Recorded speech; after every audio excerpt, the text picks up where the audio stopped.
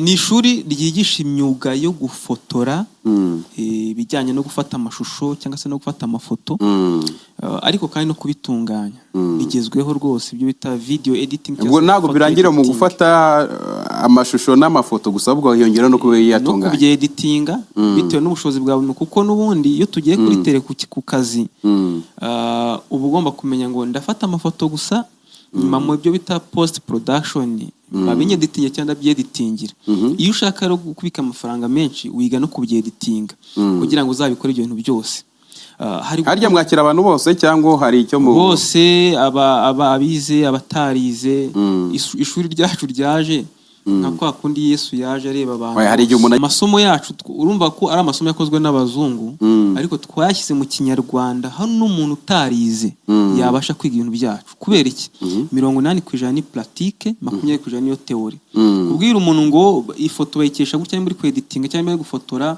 bafata gutya bagafotora ntago byakunanira niyo mpamvu rero muri IBTC amasomo yacu abantu bayitabira kandi abatangwa mu gihe gitoya mu bihumbi 2012 ubwo hatangiraga ishuri rya IBTC Film and Design School ryigisha gufata amashusho gufotora no gukora film nta watekerezaga ko byagira hanga hose ubu abarisohotsemo bayoboye uruganda rw'amashusho aha mu Rwanda no muri East Africa n'abakozi b'amateleviziyo niba rwiyemeza mirimo bafite n'ibindi byinshi bakora abangabo bose bigaga bicaye mu ishuri imbere ya mwarimu ubu noneho IBTC Film and Design School yabise ku rundi rwego iri kwigisha benshi vuba kandi neza kurusha mbere impamvu nuko ubu bakoresha ikoranabuhanga ryo kwigishiriza kuri internet online murakaza neza ku rubuga rwa IBTC akanyerezo e-learning.com cyangwa se ukanayibona unyuze ku rubuga rusanzwe rwa IBTC Film School ibyiza by'iyi program nuko ihendutse kurushaho ukigiraho uri hose ku isi kandi ukigira igihe cyose ushakiye kwiyandikisha nabwo unyura kuri IBTC akanyerezo e-learning duhamagare kuri 0788 54 302 na 07 28 54 302 umwihariko w'aya masomo nuko noneho IBTC bari kwigisha ubukanishi bwa moto ku buryo ishwanyaguza ugashyira hariya ukongera ukayiteranya mu kanya nk'ako guhumbya kandi byose biri online niyo mpamvu muri studio za Live TV na Live Radio twakiriye umuvandimwe Daniel waramuse neza aramuse muri amahoro na amahoro namwe turashima Kristo rwose muri IBTC mumeze neza turashima Imana muri IBTC ariko kandi tunashimira ko abakunzi bacu badukurikira bari kwitabira kwiga ariko kandi bamwe bajya no mu kazi mutangira ikiganiro bavuga ku bintu by'akazi ukuntu yego ahubwo ubwo nizere ko no mu nkuru nziza uzanye uyu munsi harimo ariko nako ntabwo nshidikanya ahubwo nibazaga nese muri IBTC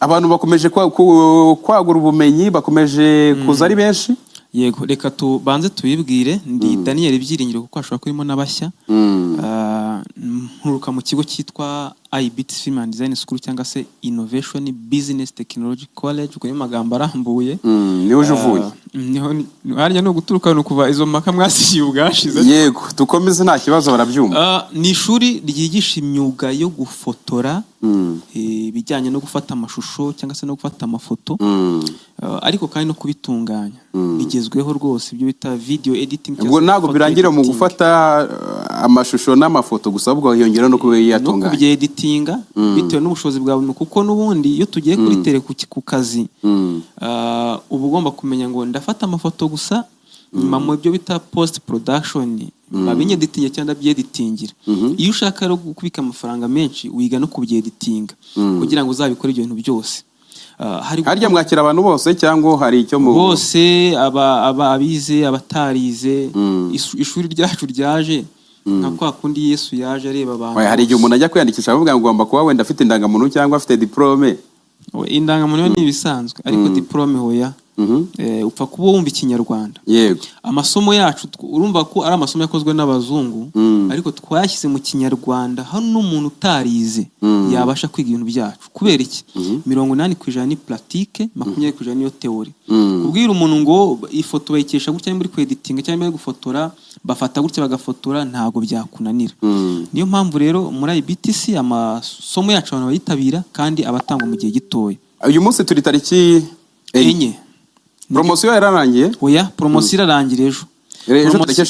Tariki 5. Promosiyo irarangira ejo. Kugabanyirizwa 30% ku mafaranga twishyura, ariko kandi hari ikindi kintu twatekerejeho kandi dusanga ni ingenzi. Abantu batubwiraga ko amafaranga y'ishuri umuntu atayabonera rimwe. Twari dufite gahunda n'undi ko abantu bagomba kwishyura mu byiciro nta kibazo, nta cyo bidutwaye. Ariko reka mbwire n'abantu cyane abari online yuko n'amafaranga make ufite, nk'umuntu nkurikiye ufite imashini wicaranye computer ye kandi wenda akora akazi agasagura umwanya munini cyangwa se nta n'akazi arabona, wagerageje ukiga ibintu byacu ugatoramo isomo rimwe. Nushaka kuvuga ngo ndaba nishyuye 10, ndaba nishyuye 15, amafaranga ufite yose turayabika utangire kwiga. Impamvu ikintu natekereje nuko nababwira ko ubwashize haje umuntu kutwaka abakozi, wenda uraza kubyumva kuko nawe ikoranabuhanga uraryumvamo. Yashakaga umuntu wize Illustrator nandi ikora ibyapa n'amabrand atandukanye. Yatubwiye ndashaka abantu bize pen tool gusa, nibo bantu nshaka. Kandi pen tool ni isomo rimwe mu masomo 21 twigisha agize Illustrator. Bivuze iki? Nimba twaratanze abakozi 10 bakajya gukora barize pen tool gusa, bivuze ko n'umuntu yayiga yonyine ikaba yamutunga. Tukaba twambwira nimba ufite amafaranga 10,000 registeringa kwiga online, tugushyiremo software wige pen tool ikora iki? Ni ikora ibyo bintu by'ibyapa, ikora amapaper, ikora ama invitation, ama save the date, bira byose uyizi urayikoresha. Rero kwiga iwacu ushobora kwiga akantu kamwe gato ku mafaranga ufite make, si twiga online. Ushobora kuyiga mu giciro, ushobora kwiga wishyura make, byose turabyemera. Yego, mbere uko tujya ku kishyashya muri guteganya muri minsi, ongera buse uburyo bwo kwiga muri IBTC n'ubuhe? Uburyo bwo kwiga muri IBTC ushobora kuza mu buryo busanzwe tumaze imyaka 13 dukoresha, bwo kuza aho twigishiriza, kuza ku ishuri kwa Rubangura muri etage ya 4 mu muryango 406. Uba wiga amasaha 2 ku munsi bitewe n'igihe ubohokeye.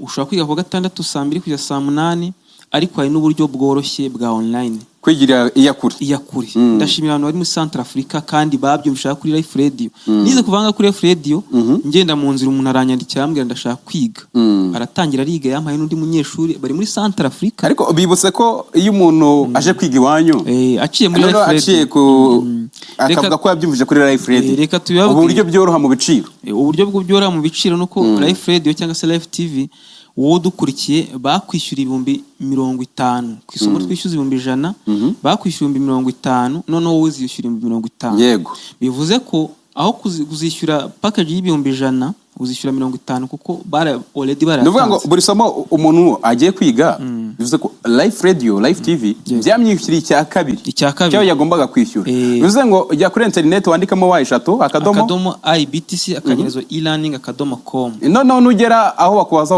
wabyumvishe he, shyiramo Life Radio, ushyiremo Life Radio, wari tugira ayo mahirwe yo kwishyura icya kabiri cyawe wagombaga kwishyura. Kandi na online nabo tubamara impunge yaje umuntu bati se nziga online nzabirangize hoya.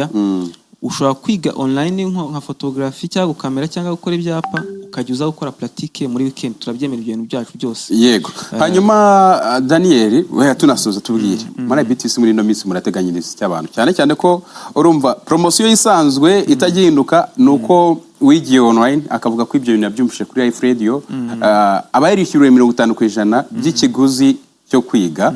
Ariko kandi nanone uje bisanzwe bino minsi kugeza ejo tariki 5, hagati ya tariki 25 na tariki 5 ni 30 haba harimo igabanyizwa ya 30%. Ikindi kiri muri kuduteganya nigize kukivugaho, ikintu cyose cyananiye abantu bigisha cyangwa n'amakaminuza ni uguhuza skills cyangwa se ubumenyi bafite n'isoko. Rero twarakangutse aho nimba ibigo biza kutwirebera ngo tubiha abakozi, twatangiye gukora urugendo rwo gushaka ibigo byinshi bitwakirira abakozi bacu. Yego, cyangwa se tureke n'abakozi n'akazi gusa, ariko hari na internship cyangwa se stage ahemba. Rero umuntu urangiza muri IBTC ntago bikinwa ko tumasertifika gusa Rwanda TVET board, ahubwo turi kumuhuza n'ahantu yakora stage igihe gito, nashaka bamuhaye amafaranga yitwa ay'urugendo cyangwa se aya motivation ya lunch, ariko ayabiki. Rero abantu bari kwiga muri iyi minsi turi guhita tubajyana muri ibyo bigo.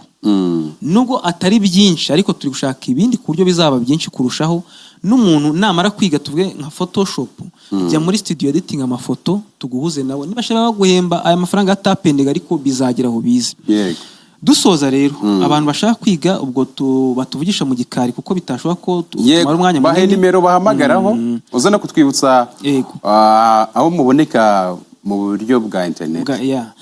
Nimero y'ishuri baraduhamagara kuri 0784 16 58 47 ni 0784 16 58 47. Hanyuma kutubona kuri internet wandikamo IBTC Film and Design School. Turi kuri YouTube, hari ubuhamya bw'abantu benshi bariho babonye akazi, hari andi mahirwe babonaho, ariko kandi no ku iyo platform twigiraho kuri online ya makeya yoroshya kwiga wicaye aho ngaho wiri kuri computer cyangwa kuri telefone.